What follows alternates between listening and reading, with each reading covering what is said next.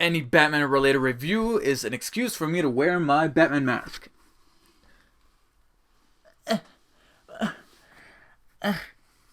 Oh god, my nose, my nose. Ah, fuck. There we go. Haha!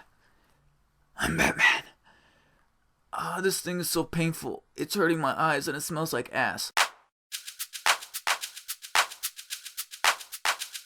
Prior to seeing this movie, I noticed that a new trailer for the Lego Ninjago movie had dropped. I have not seen the trailer, but even the concept of a Lego Ninjago movie, I thought was kind of pushing it. Like, guys, I feel like you're getting a little carried away here. Do you think this is a good idea? Now, after having seen the Lego Batman movie, I need that Lego Ninjago movie ASAP. I feel like somewhere there's these guys that work under Warner Brothers, but Warner Brothers doesn't know about them, so they work in secret, and they have some guy on the inside of the Warner Brothers offices that manages to sneak over their footage, sneak over their scripts and all that to get this movie made, because this is definitely not made by the same people at Warner Brothers who are making the calls for the Justice League movies, because we live in a time where a Lego Batman movie is better than the movie that we've all been waiting for, Batman vs Superman.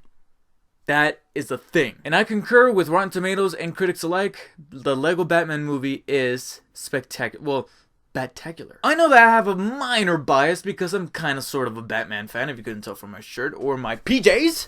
Look at that shit. Yes, I'm a Batman fan, but I try to separate that from my movie critic, because my movie critic inside of me is always going to manage to seep out and call things as they are and determine what makes a good movie. And for the Lego Batman movie, it almost feels like the people behind the Lego movie didn't leave. This is a different director than Phil Lord and Chris Miller who handled the Lego movie, and it almost feels like the exact same, well, not the exact same thing, but it just feels like a sisterly type of picture. Like, you could watch this with the Lego movie as a double feature and almost never notice the difference, because the same type of humor is there, the same type of heart, and even the quality animation with cinematic look to these Lego pieces is still there. This is directed by Chris McKay, who is a veteran amongst stop motion because he handled an awful lot of Robot Chicken episodes, and that same style of animation and the same style of humor is brought into the Lego Batman movie, and it's the humor that I've always loved from not only Robot Chicken but also the Lego movie. So if you've never been a huge fan of that style of humor, of like quick cutaways and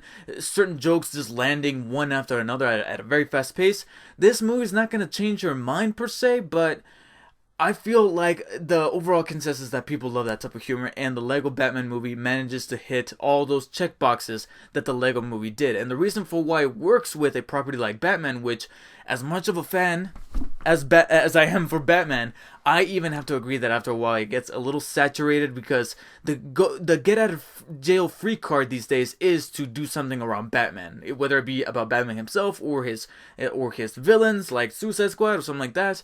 The reason why it works for the Lego Batman movie is because the movie is almost like a satire. It's poking fun at the concept of Batman, while at the same time still being a Batman movie.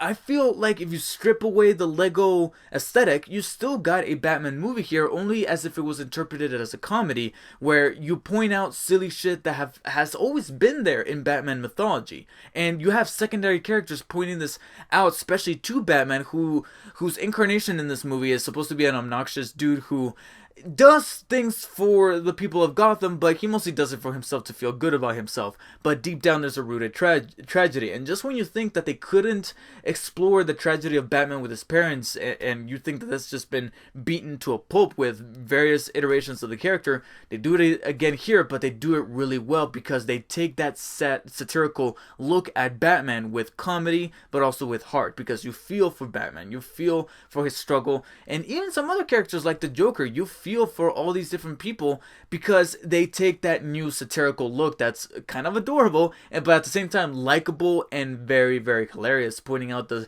somewhat silly things that have always existed in the Batman universe. My only qualm with that would be that they focus so much on developing the characters in this brand new satirical style that sometimes the story can kind of take a dip in terms of originality, because when it comes down to it, it's the same thing. Batman's trying to stop the Joker from unleashing hell on Gotham City, blah blah blah. It's the same kind of deal. There's a couple twists here and there, but the overall picture is that Joker is still trying to wreak havoc and Batman is trying to stop him. So it's not necessarily that deep of a story, certainly not as deep as the one from the Lego movie, because they got kind of creative there. There's not that much creativity going on with the story here, but what I liked is that through the story, they're able to not only do these things with the characters, so to bring that level of heart that the Lego movie did, but also make it clear that the writers behind this movie are definitive Batman fans. There are so many references to Batman mythology and Batman culture and Batman history in this movie. There's actually some rather obscure shit to the point where they go so far back that die-hard Batman fans are going to look at it and be like,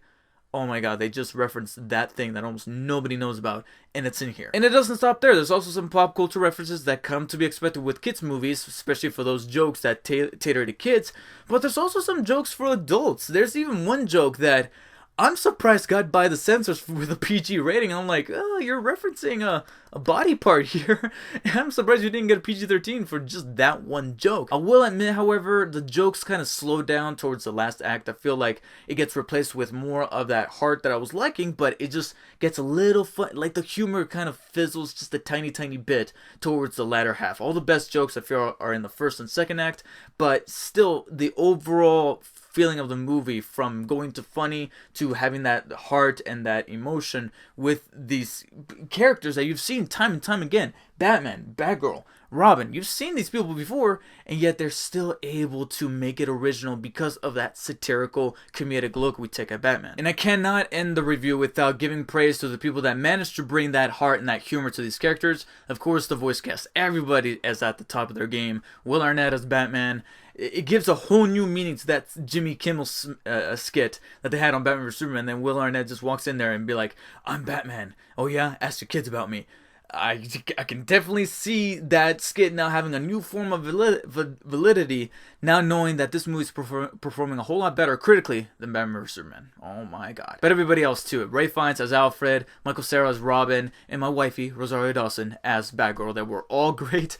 And again, the animation mixed with everything, I cannot praise this movie enough. If I had any qualms, I would say that the story, again, not that original, and a few of the jokes kind of, I don't want to say fall flat, but they're just a little bit more absent towards the last third act. But I think that this is definitely one of my highlights of the year so far. I feel like February is becoming the new year to release that secret movie that can still stick around in my mind for the remainder of the year. And every year, if you're able to do that, just like last year did with Deadpool, and then the year before, 2 years before that with the original Lego movie, then you got yourself a winner. And I just cannot believe that they managed to make something that I originally thought was going to be somewhat of a cash grab with Lego Batman, and turn it all the way around to being so far one of my favorite movies of the year. I know we're only 2 months in, but I can definitely see this one sticking around for my top 10 towards the end of the year, to be quite honest. So I'm going to be giving it a very high 8 out of 10. It's only not a 9 because I wish that they would have taken some creative liberty with the story and kind of fleshed it out a little bit more. But if the Lego Ninjago movie is anything like this, then I don't give a shit. Milk the living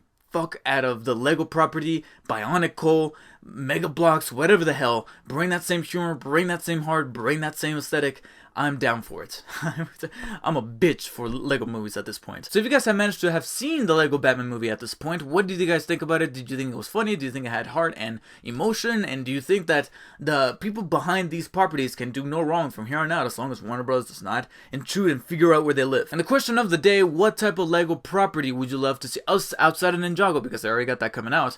What other type of Lego universe do you want them to explore? Some of which were kind of mentioned here and there in the original Lego movie. Take your pick and post your entry in the comments below. Like and share this video, and of course subscribe for future reviews from movies to games, especially games. A whole lot of video game reviews coming because I have my mind dead set on Horizon Zero Dawn, Legend of Zelda on Switch, and then Mass Effect Andromeda. It's going to be a very busy first quarter of the year, and then March we have a movie coming out literally every single fucking week. My wallet is gonna hurt. And of course, do not forget to follow me on Instagram and on Twitter at DarkSpiderDavid. Thank you guys so much for watching, and until next time guys, take care. I will see you on the next video.